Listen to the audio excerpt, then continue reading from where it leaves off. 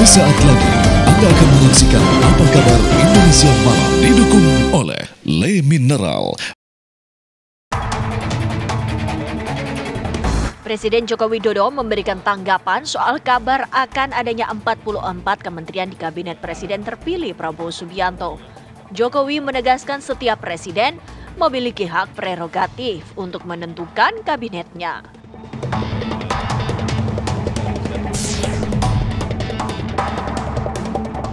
Sinyal untuk mempertemukan Megawati Soekarno Putri dengan Prabowo Subianto kembali menguat jelang pelantikan Prabowo sebagai Presiden RI pada 20 Oktober 2024. Presiden terpilih yang juga Ketua Umum Partai Gerindra Prabowo Subianto akhirnya buka suara soal rencana pertemuannya dengan Presiden kelima Republik Indonesia yang juga Ketua Umum PDI Perjuangan Megawati Soekarno Putri. Lantas, akankah pertemuan Megawati Prabowo berujung bergabungnya PDI Perjuangan di koalisi pemerintahan? Jika PDIP akhirnya bergabung dalam pemerintahan, lalu siapa yang menjadi oposisi pemerintah? Saksikan selengkapnya di program Apa Kabar Indonesia Malam sesaat lagi.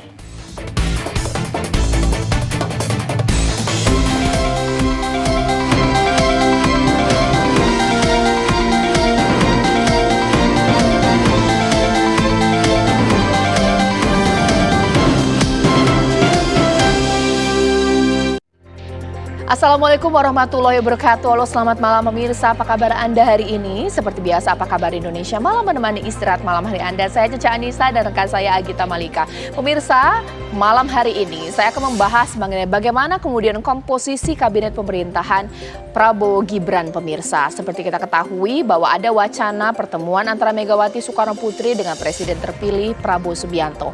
Kapan pertemuannya? Tampaknya sudah di depan mata. Apalagi hal tersebut dibenarkan oleh sang putri Puan Maharani. Dan bagaimana kemudian langkah yang akan diambil oleh PDIP, pemirsa? Karena sempat dulu kencang berhembus akan memilih jalan oposisi, tapi kalau masuk kabinet sudah pasti tidak oposisi, pemirsa. Itu yang akan dibahas di Apa Kabar Indonesia malam hari ini. Agita, ada apa? Ya, selain pembahasan mengenai dialog politik, Caca dan juga pemirsa, kita juga akan membahas bagaimana pertempuran yang terjadi di perbatasan Israel dan juga Lebanon yang semakin memanas, pemirsa, bahkan berpotensi menimbulkan konflik yang semakin meluas di kawasan Timur Tengah. Kita akan bahas bersama dengan sejumlah narasumber dan juga informasi penting lainnya untuk Anda di Apa Kabar Indonesia Malam.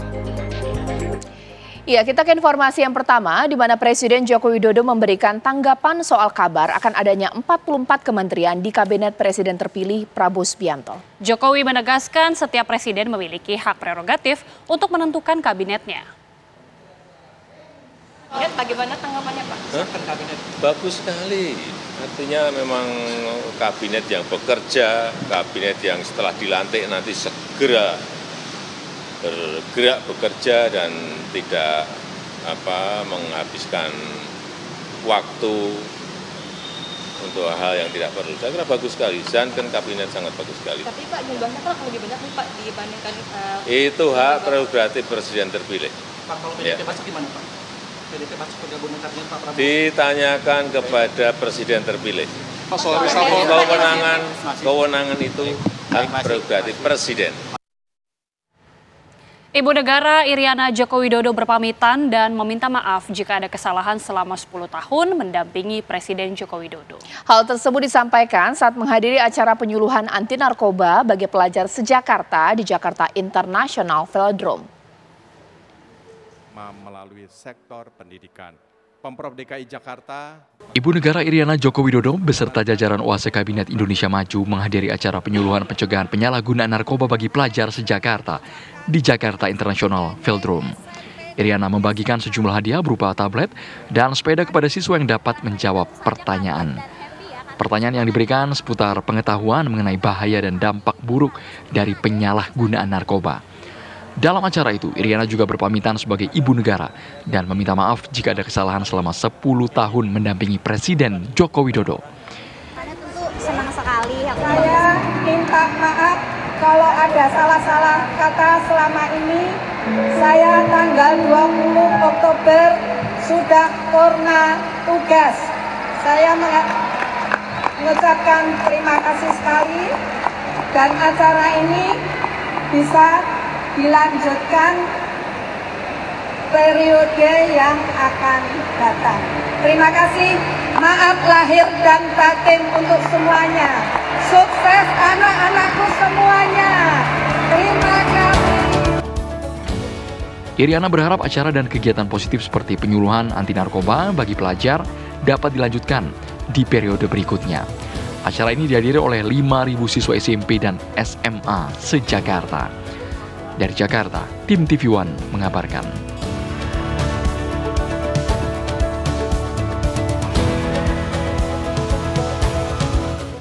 Pemirsa, dalam pertemuan dengan Komisi 1 DPR, Menteri Pertahanan sekaligus Presiden terpilih Prabowo Subianto menyebutkan jika dunia tidak baik-baik saja. Ya, potensi pecahnya Perang Dunia Ketiga dan perang nuklir harus tetap diwaspadai Indonesia, meski selama ini Indonesia menggunakan politik bebas aktif dan non-blok.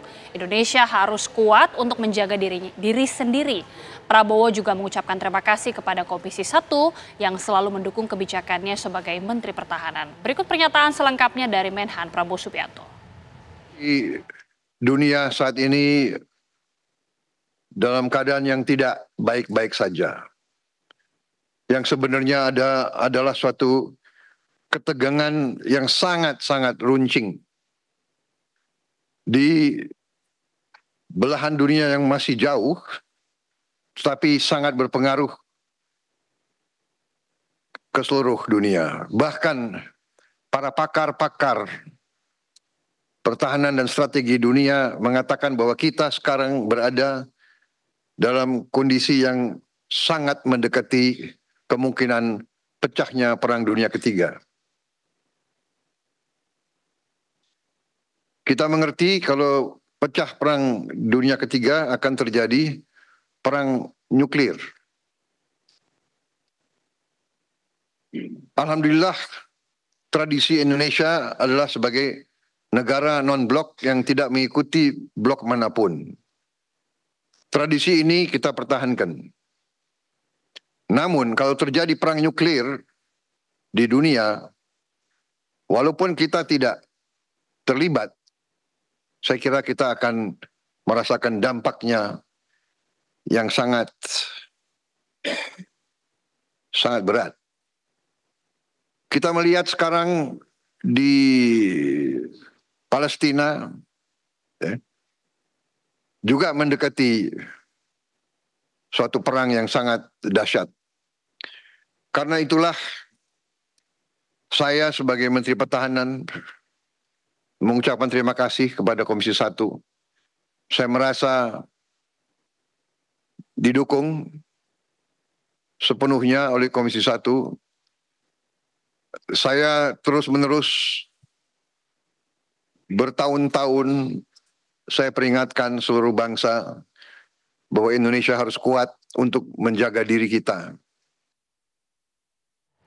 Ketua Harian DPP Partai Gerindra Sufmi Dasko Ahmad mengakui sudah menjalin komunikasi untuk menentukan jadwal pertemuan Prabowo Subianto dengan Megawati Soekarno Putri. Sufmi menyebutkan kini kedua tokoh sedang mencocokkan waktu satu sama lain untuk bertemu. Bu Mega ini sebetulnya yang dari pihak Pak Prabowo berharap Bu Mega membuka obrolan lagi untuk tanggal atau gimana? Jadi sebenarnya begini, komunikasi sudah dijalankan, tetapi kemudian masalah tanggal, masalah tempat ini juga masih dipastikan karena masing-masing saling mencocokkan. Yang pasti soal makanan sudah ditentukan, itu aja. Oke. Pemirsa, hari kedua kampanye, calon gubernur Jakarta nomor urut 1 Ridwan Kamil menemui warga di Pancoran, Jakarta Selatan. Kedatangan Ridwan Kamil langsung disambut ratusan warga yang berebut untuk bersalaman dan berfoto bersama. RK kemudian melakukan belusukan ke dalam gang-gang sempit di Jalan Pancoran Barat sembari menghampiri warga dari rumah ke rumah untuk memperkenalkan dirinya serta mensosialisasikan program kerjanya. Kunjungannya ini juga dimanfaatkan RK untuk belanja masalah dari warga Pancoran seperti persoalan modal usaha dan juga masalah banjir. Usai bertemu warga, RK bersama calon wakil gubernurnya Suswono bertemu dengan mantan pejabat DKI Jakarta dalam forum Purna Pejabat Pemprov DKI Jakarta. Sejumlah PR Jakarta dibahas, termasuk program unggulan dari pasangan ini. Aku ya, kamu. Jakarta Maju. Jakarta Maju, Jakarta Baru. Berikutnya, hari kedua kampanye calon wakil gubernur Jakarta nomor urut 2 Kun Wardana memenuhi undangan dari Forum Purna Pejabat Pemprov DKI Jakarta. Dalam diskusi yang mengangkat tema membangun kota Jakarta menjadi kota bisnis global, sejumlah hal didiskusikan seperti persoalan kesehatan, lingkungan, sumber daya manusia hingga pendidikan. Dalam kesempatan ini, Kun mengungkapkan dirinya dan sang calon gubernur Dharma Pongrekun akan menerapkan konektivitas jaringan internet ke seluruh rumah yang ada di Jakarta sebesar 100 Mbps yang akan terhubung dengan keamanan data. Kun juga menekankan pentingnya komunikasi dari tingkat RT/RW menjadi langkah untuk mencari jawaban atas permasalahan yang dirasakan masyarakat serta menjadi solusi untuk pengembangan SDM.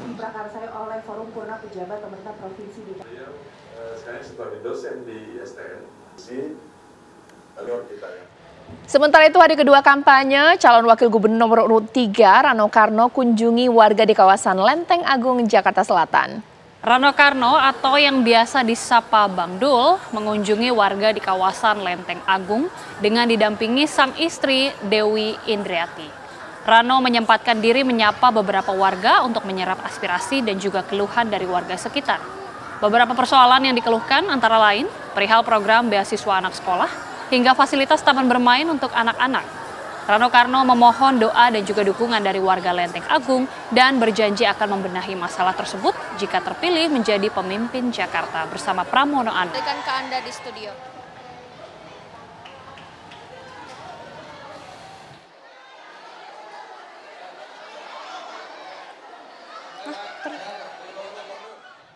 Pemirsa, hari kedua kampanye Pilgub Jawa Timur, calon wakil gubernur Jawa Timur nomor urut 1, Lukman Hakim bertemu dengan Kiai di Jombang, Jawa Timur. Ya, sementara itu Cagup nomor urut 2 dan 3, Khofifah dan Risma lakukan dialog dengan kelompok masyarakat di Tuban dan juga Surabaya.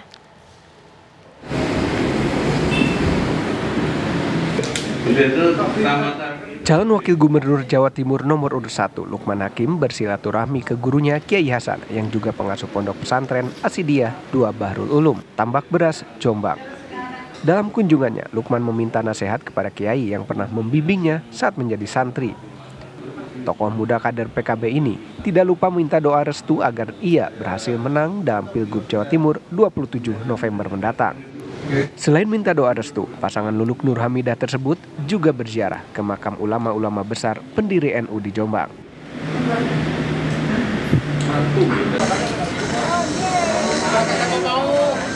Calon Gubernur Jawa Timur nomor urut 2, Khofifah Indar Parawansa berkampanye di Kabupaten Lamongan, Jawa Timur. Kampanye Cagup petahana ini diawali kegiatan menemui pedagang pasar, dilanjutkan dengan bersilaturahmi ke pondok pesantren Maslahul Huda di Kadang, Semangkon. Usai melakukan kunjungan ke pondok pesantren, kampanye Khofifah berlanjut dengan menemui pengurus Himpunan Nelayan Seluruh Indonesia cabang Lamongan. Di hadapan nelayan, Khofifah berjanji akan melanjutkan program bagi nelayan yang selama ini belum dituntaskan. Sementara di hadapan Khofifah, para nelayan juga mengeluhkan kelangkaan BBM dan harga jual ikan yang murah. Mereka berharap adanya peningkatan kesejahteraan bagi nelayan jika Khofifah terpilih kembali sebagai Gubernur Jawa Timur. Ibu Risma yang sudah kau pakai. Sementara calon Gubernur Jawa Timur nomor urut 3, Tri Risma hari ini berdialog membahas masalah pendidikan bersama petinggi gereja yang tergabung dalam Badan Musyawarah Antar Gereja Sekota Surabaya. Dalam acara tersebut, Risma sempat didoakan agar bisa memimpin Jawa Timur. Bersama para pemimpin gereja, Risma juga mendiskusikan isu-isu penting seperti masalah pendidikan agama serta perizinan gereja di Jawa Timur. Risma berharap pertemuan ini dapat menjadi langkah awal untuk kerjasama yang lebih baik antara pemerintah dan lembaga-lembaga keagamaan dalam meningkatkan kualitas pendidikan. Dari Jombang, Lamongan, dan Surabaya, Jawa Timur, tim TV One mengabarkan. Sesaat lagi di Apa Kabar Indonesia Malam, pemirsa, bencana angin puting beliung menerjang permukiman penduduk di Kabupaten Magetan, Jawa Timur. Akibatnya belasan rumah warga rusak. Informasi selengkapnya usai jeda. Kembali lagi di Apa Kabar Indonesia Malam, hujan lebat disertai angin kencang mengakibatkan puluhan rumah di Caringin, Kabupaten Bogor, Jawa Barat, porak-poranda. Nih, bencananya nih. ada hujan dengan angin badai, dengan hujan. Kampung Sinapung. Ya pemirsa, inilah video amatir pasca rumah warga diterjang angin puting beliung pada Rabu sore kemarin.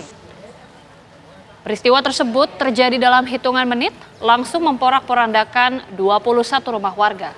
Wilayah yang paling parah terjadi di Desa Tangkil dengan kerusakan 18 rumah warga dengan kerusakan di bagian atap. Kamis pagi warga mulai membersihkan dan memperbaiki atap yang rusak diterjang angin puting beliung.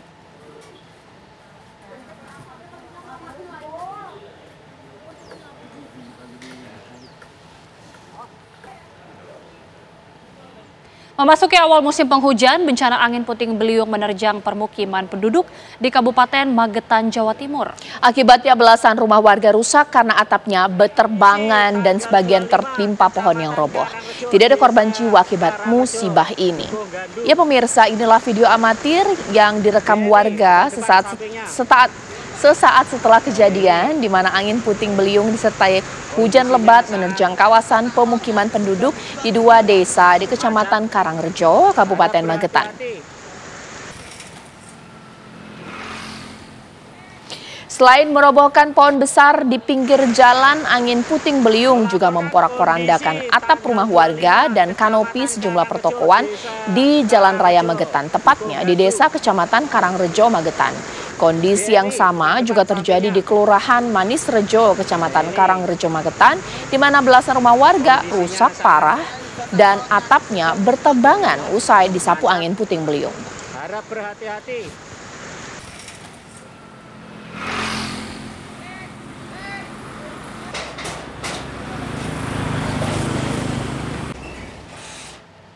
Sementara itu 4 ruko di Jalan Raya Luragung, Kabupaten Kuningan, Jawa Barat terbakar hebat. Kebakaran diduga disebabkan oleh arus pendek listrik.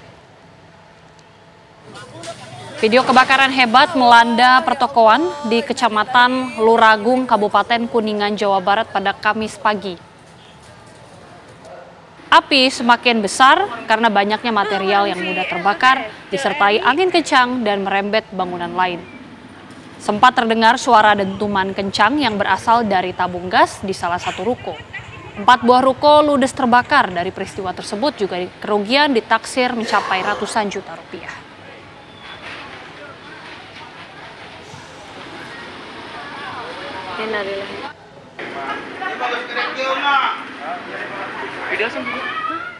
Akibat korsleting listrik pada mesin cetak kertas, sebuah rumah semi permanen di Jalan Tanah Sereal, Tambora, Jakarta Barat terbakar. Ya, 1 orang karyawan tewas dalam kejadian ini. Dari rekaman video warga, kobaran api ini membakar sebuah bangunan semi permanen yang dijadikan tempat jual beli pakaian online di wilayah Tambora, Jakarta Barat pada Kamis pagi hari tadi. 1 orang pekerja diketahui terjebak di dalam rumah. Korban tidak sempat melarikan diri dan bersembunyi di dalam kamar mandi hingga akhirnya tewas. Kebakaran melukai 2 orang karyawan yang mengalami luka bakar dan dilarikan ke rumah sakit. Sementara jenazah korban dibawa ke Rumah Sakit Polri Jakarta.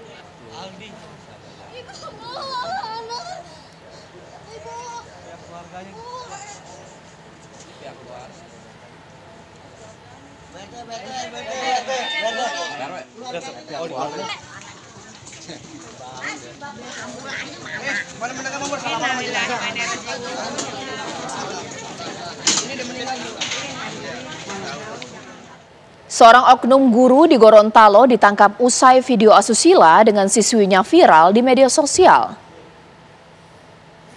Satreskrim Polres Gorontalo telah menahan oknum guru berinisial DA yang menjadi pemeran dalam video tersebut. Pemeriksaan pelaku dan korban dilakukan setelah Polres Gorontalo telah menerima laporan dari paman korban terkait video asusila yang viral di Gorontalo. Dari hasil pemeriksaan petugas, oknum guru dan siswi ini memiliki hubungan dekat dari awal tahun 2022. Sementara itu, petugas sudah melakukan pemeriksaan 10 orang saksi-saksi dan petugas juga telah mengumpulkan beberapa barang bukti yang ada di dalam video yang viral tersebut.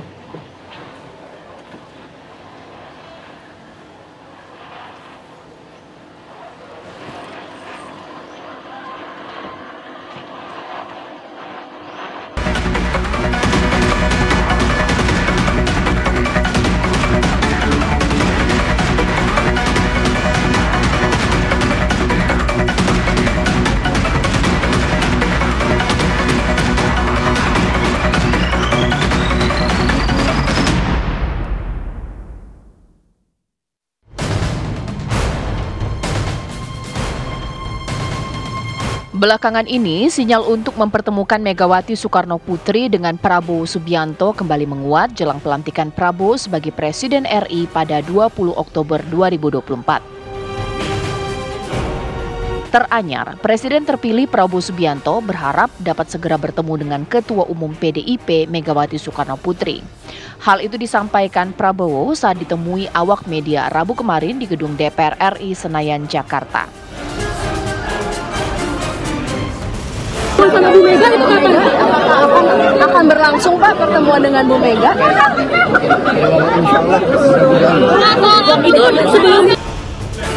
Sinyal pertemuan Prabowo Megawati semakin menguat dengan pernyataan Puan Maharani, Ketua DPP PDIP, bahwa pertemuan antara Prabowo dan Megawati akan digelar sebelum pelantikan Prabowo Subianto sebagai presiden. Putri dari Megawati mengaku partainya sangat mungkin bergabung dalam pemerintahan ke depan. Tapi keputusan itu bergantung pada hasil pertemuan antara Megawati dan Prabowo. Pemerintahannya gimana? Insya Allah tidak ada yang tidak mungkin. Tapi udah ada pembicaraan Komunikasinya udah ada, selalu berkomunikasi dari sejak selesai pemilu, selalu berkomunikasi. Sejumlah kalangan analis politik mengungkapkan pertemuan Prabowo Megawati berpotensi menjaga stabilitas di fase awal pemerintahan Prabowo. Seperti diketahui, PDIP merupakan partai politik yang berseberangan dengan Koalisi Indonesia Maju atau KIM yang mendukung Prabowo dan Gibran Rakabuming Raka dalam pemilihan presiden 2024. Lalu, ada apa di balik agenda pertemuan antara pemenang Pilpres dan pemenang Pileg ini? Jika PDIP akhirnya bergabung dalam pemerintahan, lalu siapa yang menjadi oposisi pemerintah? Mengingat besarnya kemungkinan tidak ada lagi parpol di DPR RI yang menjadi oposisi pemerintahan dan fungsi DPR sebagai penyeimbang kekuasaan pemerintahan tidak berjalan, tim TV One mengabarkan.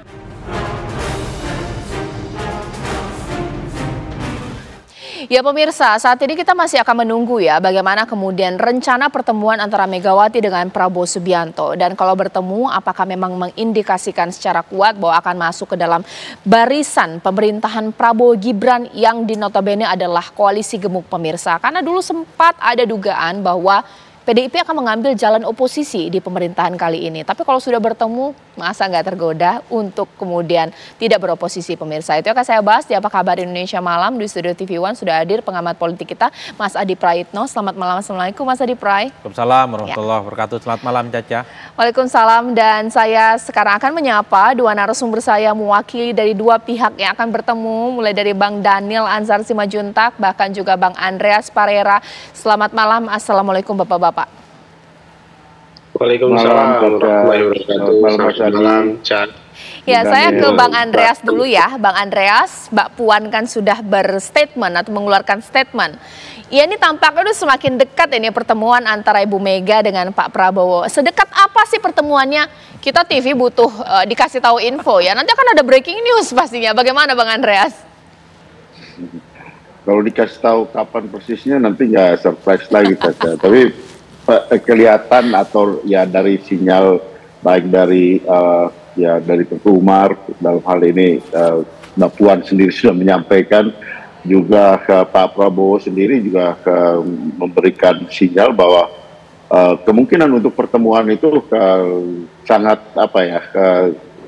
hampir boleh dikatakan kemungkinan itu cukup besar untuk bisa bertemu, tinggal mungkin soal waktu dari baik Pak Prabowo maupun Ibu Megawati Soekarno Putri, karena setahu saya Ibu juga baru pulang dari luar negeri dan ya mungkin masih ada agenda-agenda lain, tapi saya kira pertemuan itu akan terjadi.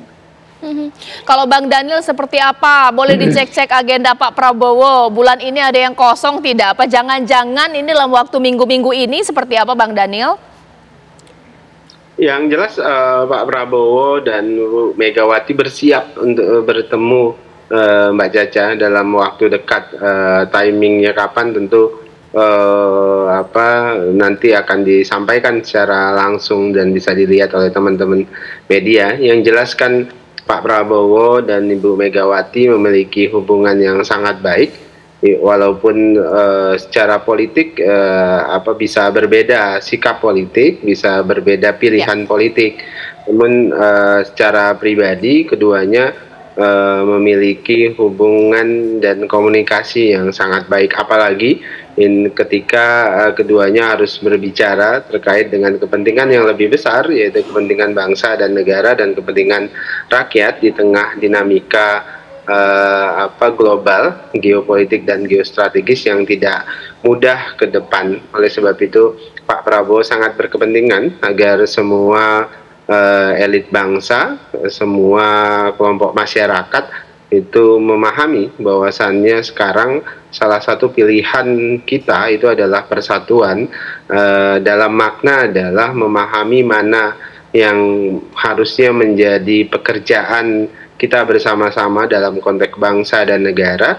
Di sisi lain juga kita memahami mana yang memang kita harus berbeda terkait dengan jalan politik atau sikap politik atau pilihan jalan bagaimana caranya membangun Indonesia. Begitu Caca. Oke, saya ke Mas Adi Praitno. Kayaknya dari Lebaran kemarin kita tungguin ya pertemuan antara Pak Prabowo dengan Bu Mega, nggak ketemu-ketemu.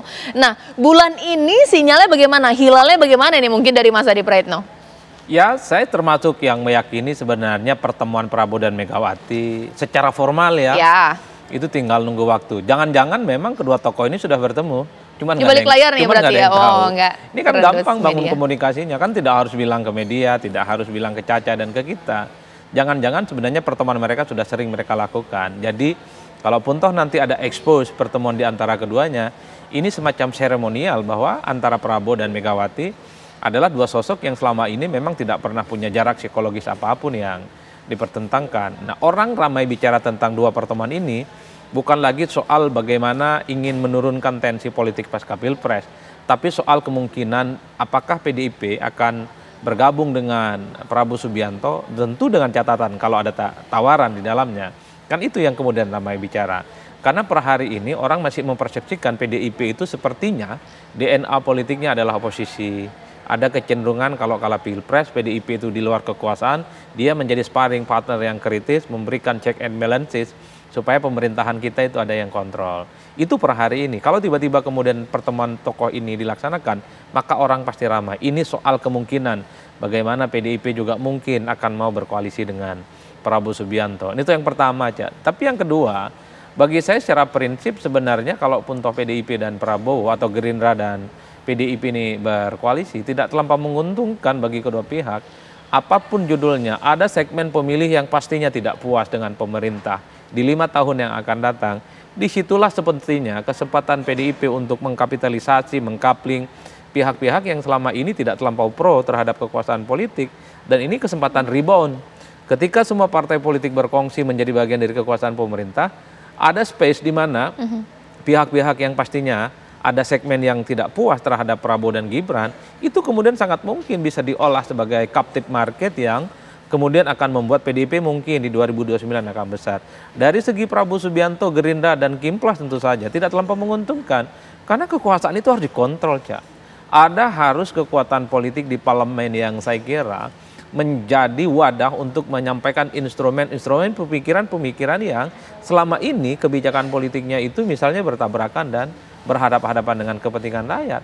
Oleh karena itu kalau semuanya berkongsi, PDIP juga menjadi bagian dari kekuasaan politik pemerintah misalnya, saya kira ini hakul yakin bahwa oposisi di parlemen pasti wassalam.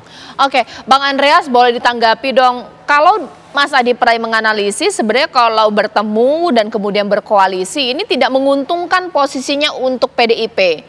Kenapa nggak oposisi saja? Karena awal-awal kan sempat kencang seperti itu meski belum diputuskan, Bang Andreas. Ya, soal bertemu dan soal apa, pertama kata gini, sekian lama di PD Perjuangan itu ya Ibu Megawati sendiri sudah sering menyampaikan dan kita menjalankan itu, meyakini bahwa sistem ketatanegaraan kita itu tidak mengenal oposisi dan koalisi gitu. Dan itu yang terjadi juga ketika PDI Perjuangan di zaman pemerintahan Pak SBY dulu. Jadi PDI Perjuangan secara norma juga kami merumuskan menjadi partai penyeimbang yang berada di luar pemerintahan. Nah itu soal norma yang kita gunakan gitu. Dalam arti bahwa di sini kita tidak menggunakan istilah oposisi dan koalisi, tapi kita kerjasama berada di luar atau di dalam pemerintahan. Saya kira itu hal prinsip yang menjadi pegangan di PDI Perjuangan. Kemudian ketika soal pertemuan dan soal ke depan bagaimana, itu saya kira dua hal yang berbeda. Dalam arti gini, pertemuan ini tentu baik untuk sebagai dua tokoh dan saya kira sekarang kita bicara soal di Republik ini perlu figur dengan political trust yang bisa dipercaya oleh rakyat. Saya kira Pak Prabowo sebagai presiden terpilih tentu mempunyai legalisasi itu gitu. Dan saya kira di pihak yang lain Ibu Megawati Soekarno Putri dengan track record politik itu mempunyai legalisasi, legitimasi orang yang bisa dipercaya oleh publik. Political trust itu penting. Dan dalam hal ini pertemuan ini penting antara dua figur ini. Bahwa bagaimana Indonesia ini ke depan gitu. Dan saya kira disinilah formula-formula yang berkaitan dengan politik Indonesia ke depan dibicarakan di situ dan hasilnya ke depan saya kira itu yang akan kita tunggu dan saya kira akan terbaik bagi bangsa dan negara ini. Bahwa soal di dalam atau di luar itu merupakan resultan dari atau hasil daripada proses yang mereka akan lakukan nanti. Jadi saya kira pertemuan ini penting. Jadi kemudian bagaimana itu ke depan, saya kira nanti kita lihat proses hasilnya. Bang Daniel, nanti tanggapi apa yang disampaikan oleh Mas Adi Praitno di sini. Makna pertemuan ini apa? Apakah benar bahwa akan mengajak PDIP bergabung dalam koalisi sehingga dikatakan kalau begini oposisi wassalam seperti itu? Sesaat lagi di Apa Kabar Indonesia Malam. Kembali di Apa Kabar Indonesia Malam, tadi sedikit terpotong ya apa yang dikatakan oleh Mas Adi Praitno kalau PDIP gabung, siapa lagi kemudian akan beroposisi, oposisi ya salam wassalam. Bagaimana tanggapannya Bang Daniel?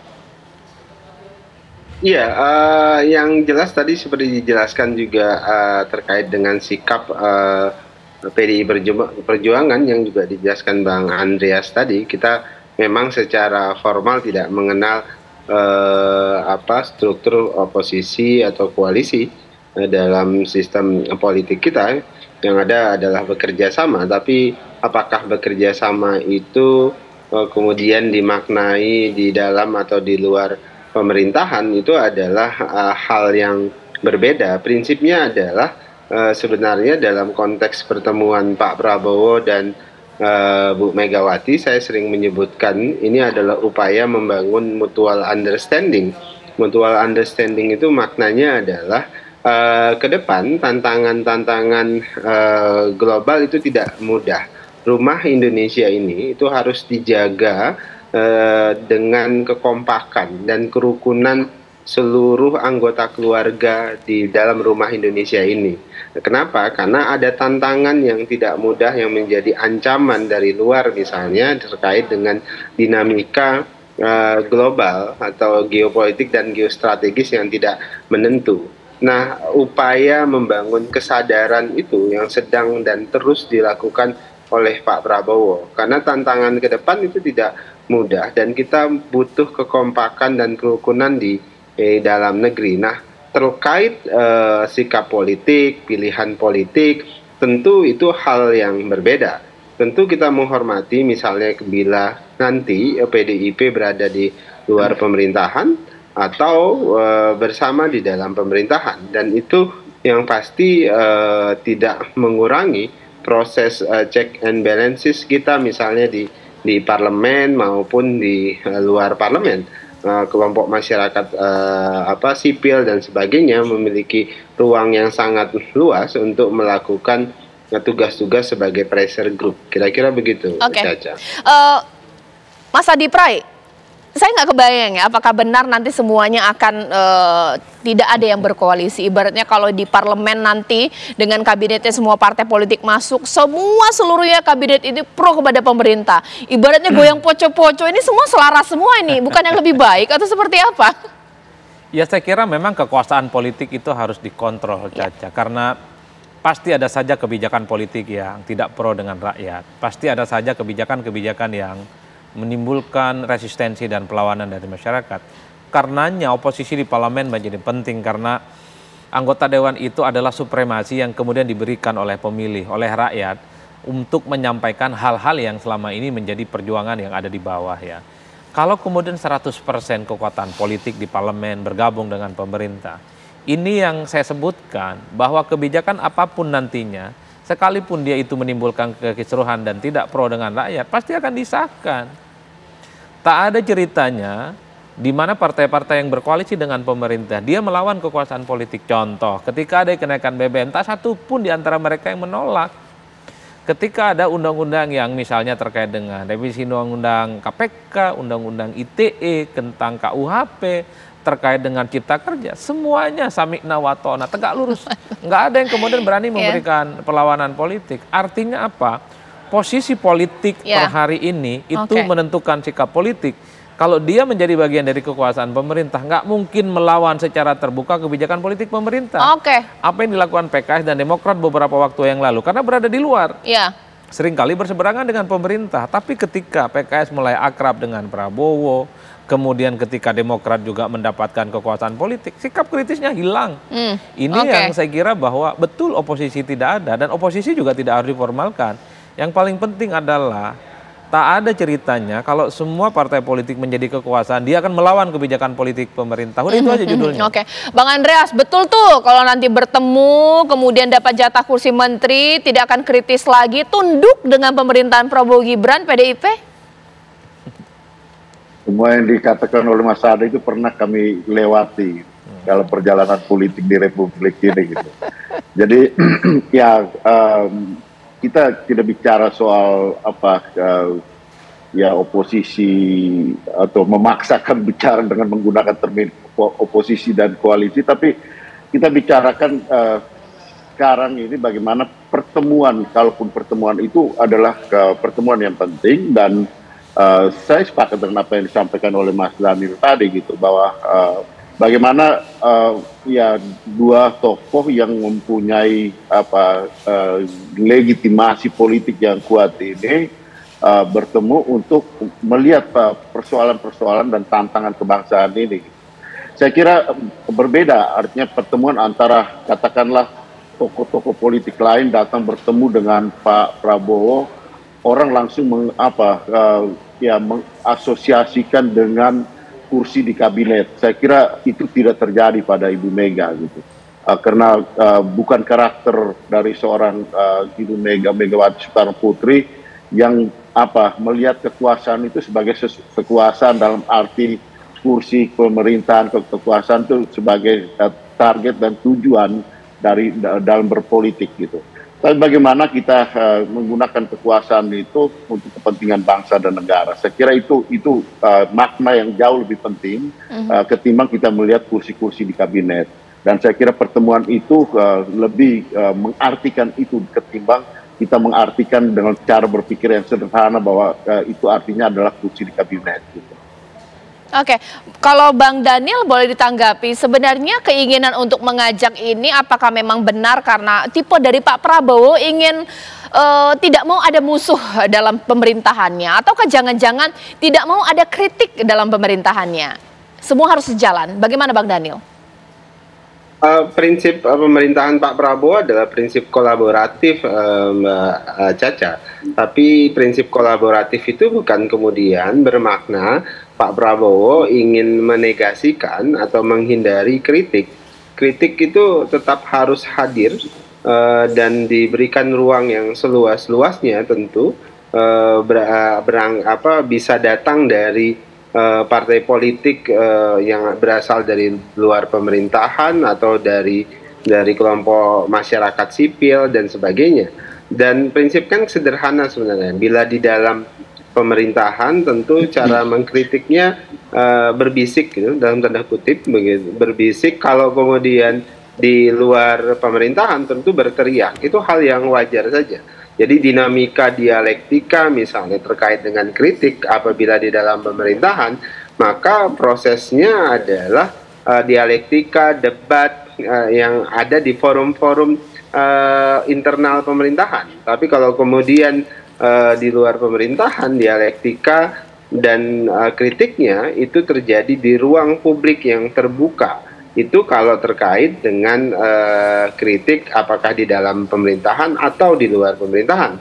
Kelompok sosial masyarakat atau masyarakat sipil tentu bisa melakukan kritik secara terbuka. Kampus dan sebagainya harus mendapat tempat untuk melakukan tekanan-tekanan terkait dengan kebijakan yang akan dilahirkan oleh pemerintahan Pak Prabowo nantinya. Jadi yang sedang dilakukan Pak Prabowo sekarang ini, upayanya itu adalah kolaborasi untuk memastikan kita bisa membangun mutual understanding di dalam negeri. Ada hal-hal yang harus kita bersepakati, kita jaga bareng-bareng, tapi ada hal-hal yang bisa kita berbeda jalan dan sebagainya. Yang penting Pak Prabowo ingin memastikan kita rukun di dalam negeri dan bisa menghadapi kondisi dinamika global yang akan sangat dinamis. Itu yang selalu diingatkan oleh Pak Prabowo, ingin membangun kesadaran bersama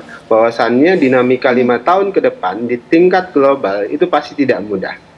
Oke, sesaat lagi nanti kita akan bahas ibaratnya ini kalau benar-benar ya Mas Ade Praitno, nanti dijawab sesaat lagi, PDIP bergabung newcomer ya, pendatang baru, sementara partai politik yang mendukung, yang melakukan PDKT kepada Pak Prabowo itu banyak. Apakah nanti akan menimbulkan kecemburuan di dalam kabinet sehingga bisa jadi bukan yang makin kuat, ibaratnya akan ada riak-riak di dalam ketika kabinet gemuk, PDIP masuk? Sesaat lagi di Apa Kabar Indonesia Malam. Mas Adi Pray, judul saya Prabowo makin kuat ketika Megawati masuk. Tapi ada tidak kecemburuan dari partai politik yang sudah berdarah-darah mendukung, yang sekarang lagi gencar-gencarnya melakukan PDKT, PDIP masuk, buyar semua? Ya saya kira secara alami ya, partai-partai politik pendukung Prabowo sejak awal pasti agak resisten ya. Menolak ada pihak eksternal yang kalah pemilu bergabung. Jadi secara naluri politik pasti menolak. Tapi kan partai-partai ini pasti tidak bisa berbuat apa-apa. Karena veto player yang bisa menentukan siapa yang boleh berkoalisi ataupun tidak ada di Prabowo Subianto. Kalau Prabowo berkehendak PDIP maju menjadi bagian di dalam kekuasaan politik, jadi partai-partai pendukungnya selain hatinya bergemuruh, dia tidak bisa berbuat apa-apa. Karena ini kan kalau kemudian memperbanyak koalisi di dalamnya, tentu kan memperbanyak bagaimana posisi ini terdistribusi ke banyak tempat. Itulah yang saya sebutkan dalam kondisi alamiah. Partai-partai pemenang Pilpres pendukung Prabowo nggak happy kalau ada orang luar. Cuman problemnya kondisi ini seakan-akan hilang kalau semua berkongsi dalam satu kekuatan politik yang dulu kawan dan kemudian akan melebur menjadi kawan. Jadi politik kita itu pendek betulnya. Bagaimana memori itu hanya sesaat dia itu berhadap-hadapan satu sama yang lain dan begitu juga kemudian akan berangkulan satu sama yang lain. Tapi kalau saya melihat dari jauh, memang kita tidak bisa mensimplifikasi dan menyederhanakan bahwa seakan-akan pertemuan dengan Prabowo dan Megawati ini akan menjadi titik temu yang mempertebal soal kemungkinan PDIP akan bergabung.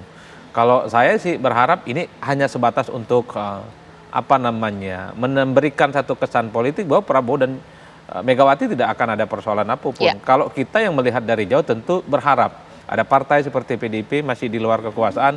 Kalaupun toh mau berkoalisi, saya kira masih ada model koalisi yang lain, misalnya soal bagaimana koalisi modelnya itu ada di parlemen. Kan ada alat-alat kelengkapan dewan yang bisa disinkronkan.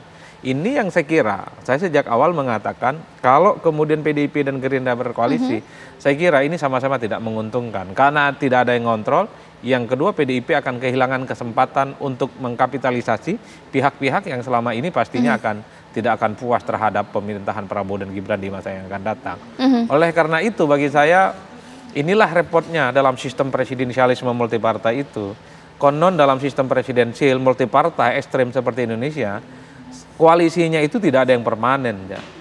Yaitu koalisi yang semi permanen. Kadang sekalipun partai-partai ini menyatakan menjadi bagian dari koalisi, seringkali ada partai ini yang juga menjadi oposisi dari dalam. Dan itu kita harapannya, sekalipun misalnya PDIP masuk, semua partai masuk, kalau ada kebijakan-kebijakan politik yang tidak pro rakyat, sekalipun ada di dalam, saya berharap teman-teman partai itu tetap kritis lah, memberikan perimbangan secara politik. Dulu itu pernah dilakukan oleh Golkar, dulu pernah dilakukan oleh PKS ketika SBY menjadi presiden di 2004. Oke, baik. Terakhir di sini Bang Andreas, jadi pertemuan ini fikskah akan bergabung ke dalam pemerintahan Prabowo Gibran ataukah masih wilayah abu-abu belum diputuskan, seperti apa? Saya sepakat dengan apa yang disampaikan oleh Mas Adi, itu dalam arti bahwa ada ruang-ruang di mana ya ruang politik di mana ya ada penyimbang yang bisa menyampaikan pandangan-pandangan, tetap menyampaikan pandangan-pandangan kritis terhadap proses politik yang akan datang gitu. Dan dalam hal ini saya kira kita memahami betul, dan para pemimpin seperti Pak Prabowo, Ibu Mega tentu mengedepankan kepentingan baik, kepentingan yang sifatnya kepentingan geopolitik strategis maupun kepentingan bagaimana membangun demokrasi yang sehat. Dalam hal ini saya kira ya kita meyakini bahwa para pemimpin ini mempunyai pandangan-pandangan yang jauh lebih besar daripada hanya sekedar soal bagi-bagi kekuasaan. Kalau Bang Daniel seperti apa ini Bang? Terakhir. Yang jelas Pak Prabowo tentu berkomitmen membangun pemerintahan beliau adalah pemerintahan yang kolaboratif, pemerintahan yang sering saya sebut sebagai upaya mengakumulasikan kemajuan atau akumulatif advantage. Itu yang sedang diupayakan oleh Pak Prabowo terus-menerus, dengan tentu membangun kesadaran bersama bahwasannya tantangan kita tidak mudah 5 tahun ke depan, dan Pak Prabowo tentu akan mendengar dan akan meminta masukan, salah satunya tentu dari Ibu Megawati Soekarno Putri sebagai orang yang punya pengalaman panjang sebagai pemimpin Indonesia, baik sebagai presiden, pemimpin politik di PDI Perjuangan, dan pernah menjadi oposisi, pernah juga memerintah, dan itu adalah hal yang sangat baik dan perlu didengarkan oleh Pak Prabowo. Baik, terakhir Mas Adi Praitno, kemudian kita masih akan terus membaca ya bahwa makna pertemuan ini benarkah kemudian berkoalisi atau kemudian tidak akan ada lagi oposisi, tapi bisa jadi kemudian bertemu hanya bertemu, tapi tidak ada langkah untuk masuk ke dalam pemerintahan. Ya, saya kira kalau bicara tentang PDIP, sepertinya memang sudah melampaui batas-batas soal pembagian kekuasaan politik ya. Karena memang PDIP ini sudah teruji di 2 tempat, kadang dia oposisi, seperti yang terjadi pada SBY, atau juga pernah dia menjadi penguasa seperti yang disampaikan oleh Bang Dhanil tadi gitu ya. Itu yang menurut saya menjadi penegas. Nah, yang kedua sebenarnya secara prinsip ya, karena memang habitus politik kita itu adalah rekonsiliasi politik pasca Pilpres. Ini yang sepertinya membuat ketika posisi politik menjadi bagian dari kekuasaan pemerintah, ada kecenderungan banyak kebijakan-kebijakan pemerintah yang dinilai bertabrakan dengan kepentingan rakyat, partai ini agak sedikit enggan untuk melakukan perlawanan, enggan melakukan protes, dan enggan untuk melakukan check and balances. Kan itu yang dikhawatirkan, karena satu-satunya kekuatan politik yang paling sampai ke kubu pemerintah didengarkan secara langsung adalah kekuatan politik di parlemen. Karena parlemen yang kemudian bisa mendirect bagaimana aspirasi masyarakat itu bisa didengarkan. Saya kira di situ konteksnya. Baik, iya. Terima kasih Bang Adi Prai, terima kasih Bang Daniel, Bang Andreas juga terima kasih. Kita tunggulah nanti apa kemudian yang akan terjadi ke depan pemirsa, dan kapan pertemuan antara Megawati Soekarno Putri dengan Prabowo Subianto ini akan terjadi. Nah, sesaat lagi pemirsa, sejumlah informasi lainnya akan dibawakan oleh rekan saya Agita Malika. Agita, ada apa Agita? Ya, betul sekali Caca dan juga pemirsa, sesaat lagi kita juga akan mengulas bagaimana konflik yang semakin memanas di perbatasan Israel dan juga Lebanon yang berpotensi juga melibatkan perang yang semakin meluas di kawasan Timur Tengah. Sesaat lagi pemirsa, informasinya untuk Anda. Ya, pertempuran yang terjadi di perbatasan Israel dan Lebanon yang semakin memanas, pemirsa, kita juga akan memantau bagaimana sebenarnya situasi terkini di Lebanon. Kita sudah tersambung bersama dengan Dubes RI di Lebanon, sudah bergabung bersama kami Bapak Hajrianto Yetohari. Selamat malam waktu Jakarta, Pak Hajrianto. Selamat malam, ya, Mbak Anggita. Betul.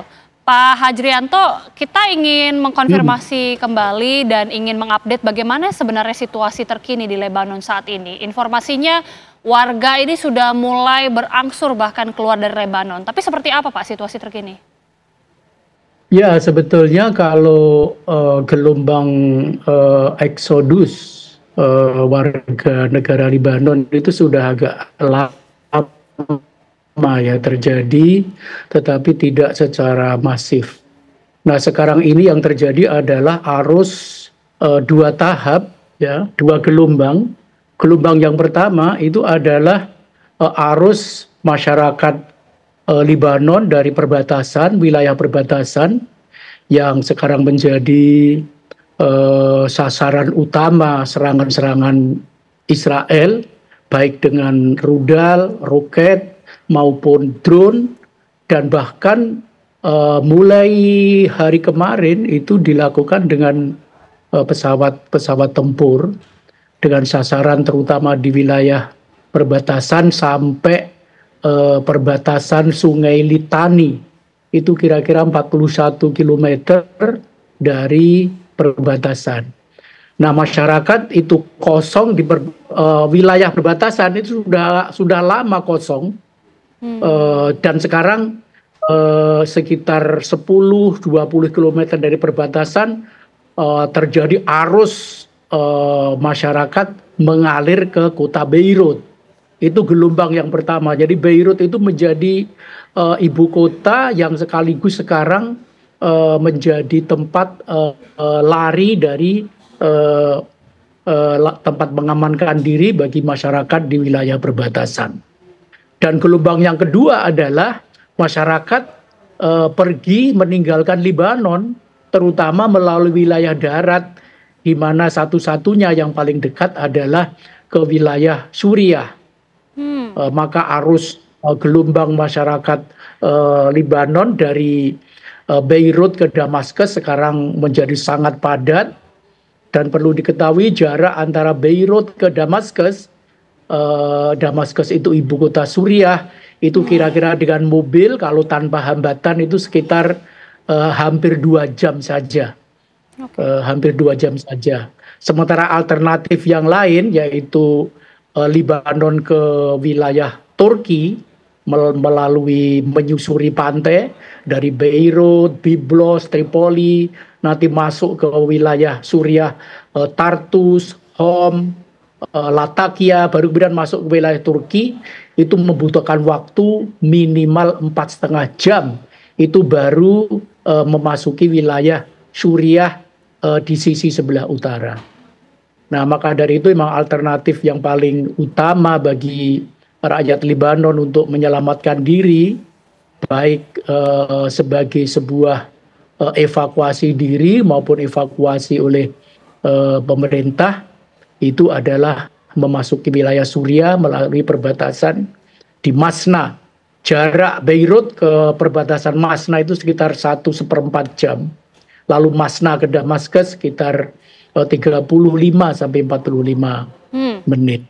Kira-kira suasana yang terjadi sekarang itu seperti itu. Bisa dibayangkan Libanon itu merupakan negara yang sistem transportasi publiknya sangat kurang, dan karena itu lebih banyak orang memiliki mobil-mobil pribadi, dan karena itu bisa dibayangkan jika jalan yang menghubungkan antara Beirut dengan kota-kota yang lain termasuk dengan Damaskus, dan yang sebenarnya kota-kota di perbatasan Libanon sendiri di selatan seperti dari Nabatiyeh, Tir, Sidon, itu juga penuh sesak dengan mobil-mobil pribadi. Baik, Pak, ini kan yang banyak dijadikan target dan juga disasar tentunya adalah markas-markas Hizbullah. Tapi bagaimana kemudian dari pemerintah, dari otoritas Lebanon sendiri merespons terkait hal ini? Ini memang sesuatu yang sangat unik ya. Sangat uniknya adalah bahwa Israel itu berperang dengan aktor non-negara. Jadi Hizbullah itu bagaimanapun juga adalah aktor non-negara, meskipun Hizbullah itu juga menjadi bagian dari pemerintah Libanon. Tapi pemerintah Libanon sendiri berulang-ulang dinyatakan secara resmi, baik oleh Perdana Menteri maupun oleh Menteri Pertahanan dan juga oleh Menteri Luar Negeri dan anggota-anggota kabinet yang lainnya, bahwa Libanon tidak menginginkan perang. la nuridu harb, bahasa Arabnya gitu. Jadi kami tidak menginginkan perang, karena itu sekarang itu perang melawan Hizbullah, dan karena itu maka yang dijadikan dalih oleh Israel itu selalu adalah penyerangan dilakukan terhadap lokasi-lokasi yang di situ menjadi pusat penimbunan atau penyimpanan senjata-senjata Hizbullah, atau kalau tidak tempat penyimpanan adalah juga menjadi markas bagi tentara-tentara Hizbullah. Tetapi banyak orang tidak percaya dengan statement tersebut, bahwa itu lebih banyak merupakan dalih atau alibi saja untuk memberikan justifikasi dan legitimasi bagi serangan-serangan tersebut. Oke. Kira-kira seperti itu. Iya, beberapa negara ini sudah cukup mengecam terkait dengan serangan yang bertubi-tubi ini. Apakah ini sudah ada bantuan juga, Pak, dari negara-negara lain sejauh ini? Bantuan-bantuan yang bersifat kemanusiaan seperti logistik itu belum tampak ya dalam hari ini, tapi dalam hari ke depan itu beberapa negara Arab dan beberapa organisasi sosial kemanusiaan sudah menyatakan keinginannya untuk menyalurkan bantuan ke Libanon. Jadi perlu kita lihat beberapa hari ke depan. Tetapi perlu diketahui meskipun Libanon itu mengalami krisis perekonomian dan sekaligus krisis politik yang sangat panjang, karena sekarang ini sudah 2 tahun Libanon ini tidak memiliki presiden definitif. Padahal perlu diketahui bahwa presiden di Libanon itu bukan presiden simbolik, tapi presiden yang ruling, ya, presiden yang memerintah. Bisa dibayangkan 2 tahun tanpa presiden, maka boleh dikatakan mengalami krisis politik yang parah. Tetapi secara kehidupan hanya masyarakat di lapisan bawah yang mengalami problem-problem yang menyangkut kehidupan, terutama dari segi makanan. Karena itu maka Libanon memiliki ketahanan yang relatif lebih tinggi, terutama warga masyarakat kelas menengah ke atas. Karena Libanon ini termasuk negara Arab yang berpenghasilan lumayan tinggi, hanya kalah dibandingkan dengan negara-negara kaya di Arab Teluk seperti Emirat, Qatar, Kuwait, Arab Saudi. Tapi dibandingkan dengan negara-negara Arab yang non-Arab Teluk, Libanon ini cukup tinggi tingkat perekonomiannya, pendapatan per kapita itu hampir 9.000 US dollar. Kira-kira seperti itu. Ya. Kita melihat ini berpotensi konflik akan semakin meluas, Pak. Apalagi ini ada pelibatan Iran dan juga ada beberapa kecaman dari sejumlah negara-negara dari kawasan Timur Tengah. Bagaimana kemudian melihat konflik ini? Apakah memang akan terus berkepanjangan? Apalagi informasinya Israel ini juga akan melakukan serangan darat, Pak.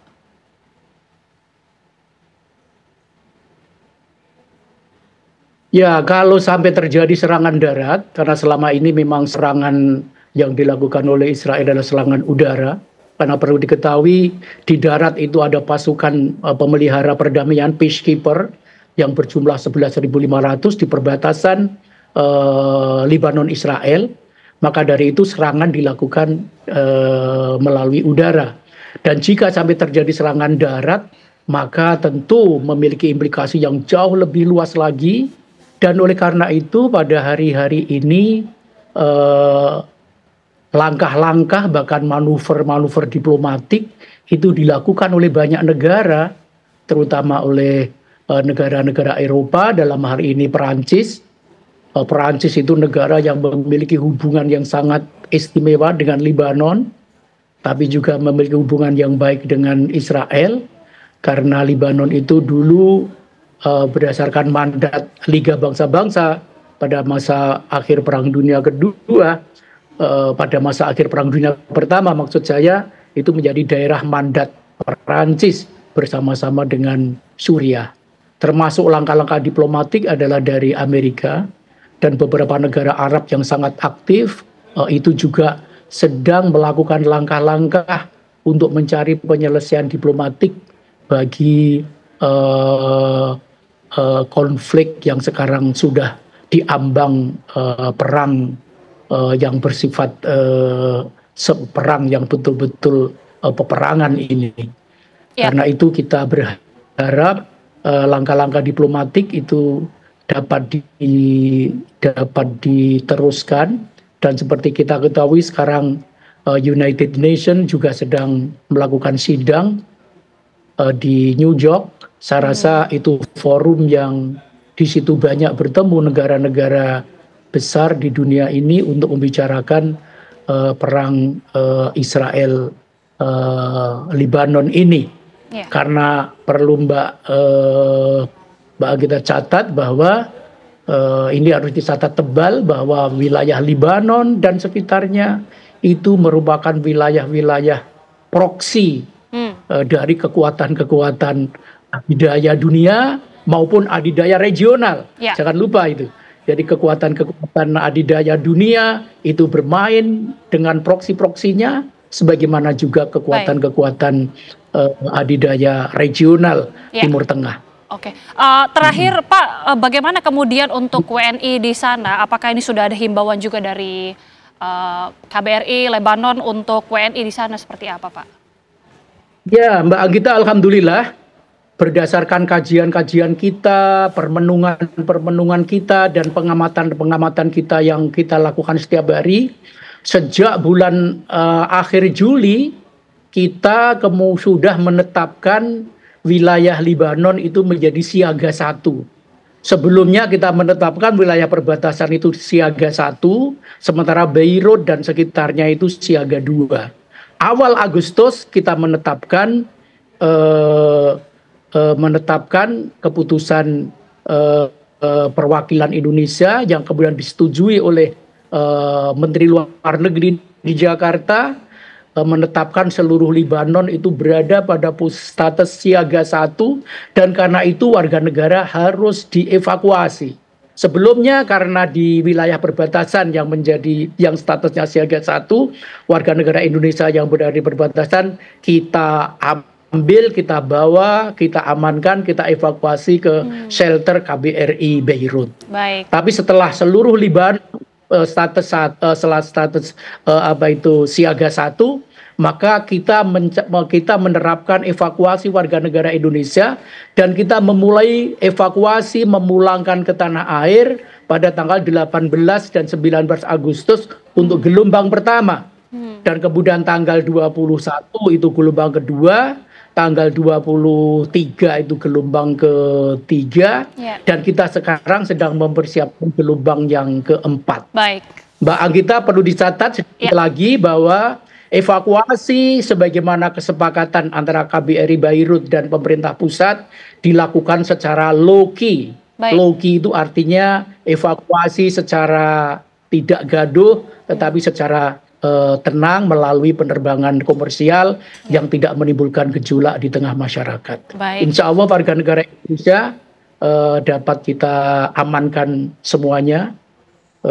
Bahkan TNI yang menjadi pasukan pemelihara perdamaian di UNIFIL berjumlah hampir 1.300 sudah menyatakan kepada saya akan melakukan evakuasi yang terakhir ketika evakuasi warga Indonesia sudah selesai. Baik, terima kasih sekali lagi Pak Hajrianto Yetohari, Dubes RI di Lebanon, sudah bergabung bersama kami di Apa Kabar Indonesia Malam. Terima kasih Bapak, sehat selalu.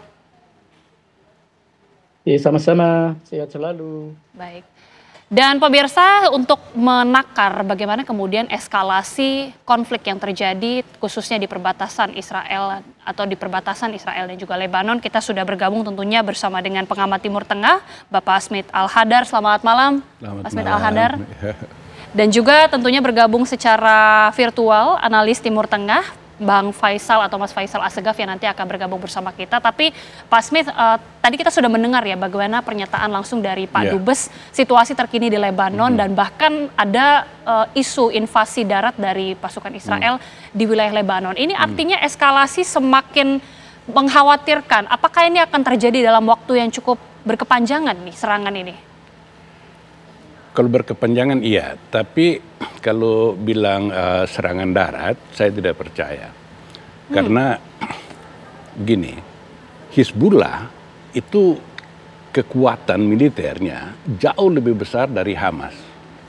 Dan sekarang ini tentara pasukan Israel di Gaza itu jauh lebih besar daripada pasukan Israel sekarang yang dikerahkan ke perbatasan untuk menghadapi Hizbullah. Nah, tahun 2006 ketika terjadi perang Hizbullah Israel dalam 35 hari, itu Israel menderita kerugian yang cukup besar.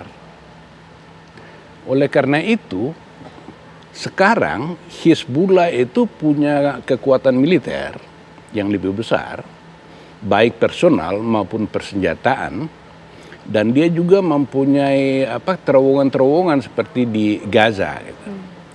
Nah, melihat kondisi yang dimiliki Hizbullah sekarang ini dan kemudian mobilisasi tentara Israel ke perbatasan, saya tidak melihat kemungkinan Israel melakukan serangan darat. Karena secara itu, kekuatan militer akan lebih menyusahkan. Itu merupakan keunggulan dari Hizbullah. Hizbullah itu nggak punya angkatan udara, dia nggak punya angkatan laut. Kekuatan dia itu di darat. Dan Israel punya pengalaman yang buruk menghadapi Hizbullah. Jadi itu merupakan perang psikologi saja, memberi pesan kepada Hizbullah bahwa ini serangan akan jadi besar.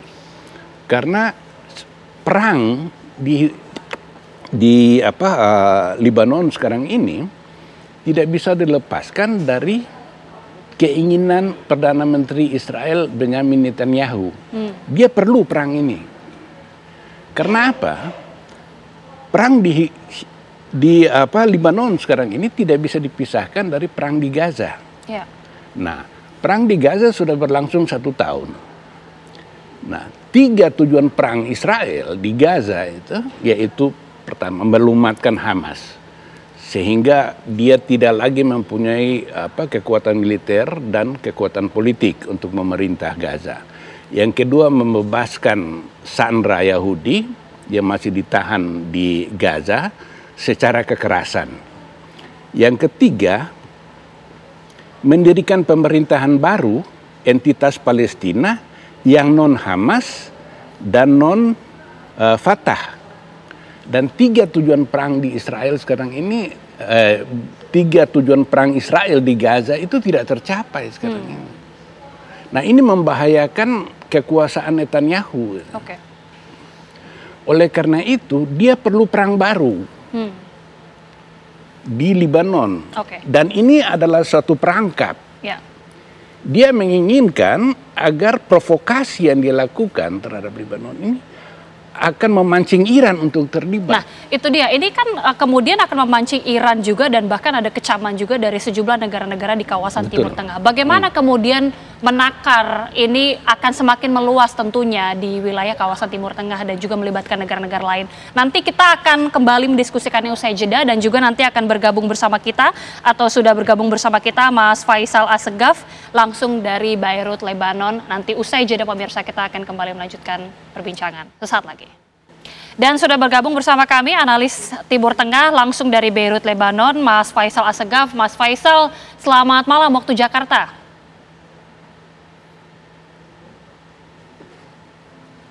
Halo, Mas Faisal. Selamat sore waktu Beirut nih, siang menuju sore. Oke. Ya, kedengaran kok Mbak. Oke, Mas, ini kita sambil melihat ya bagaimana kemudian eskalasi yang terjadi antara Hizbullah dan juga Israel.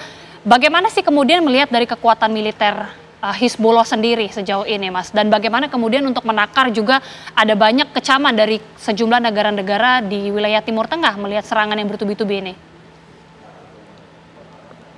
Ya, memang kalau dari berbagai analisa seperti dari Alma Research, itu lembaganya Israel, kekuatan Hizbullah itu memang menakutkan, dan itu lebih menakutkan ketimbang Hamas malah.